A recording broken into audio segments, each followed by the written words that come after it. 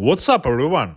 With you is Eugen from a local Canadian company, Appliance Fix Lab in Winnipeg. Today I will show you how to enter the service mode of the Whirlpool dishwasher. With the help of the service mode, we can view the error codes stored in the memory of the dishwasher. Let's go! There should be no water in the Whirlpool dishwasher and the previous cycle should be completed. To make sure, press the cycle button, select any mode and start it with the start button.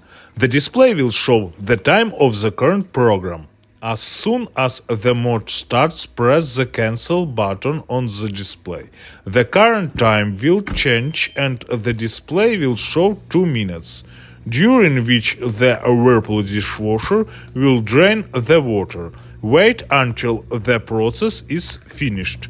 The display will go out or press the cancel button again.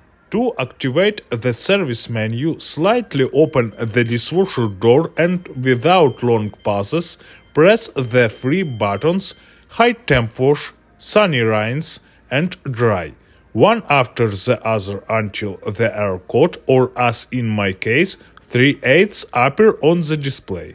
If 3/8 appear on the display, this indicates that the dishwasher has no error codes in its memory. If you see the F faulty and or E error symbol and any numerical value, this indicates that the dishwasher has information about the incorrect operation of the dishwasher in its memory. To exit the service menu, simply press the cancel button.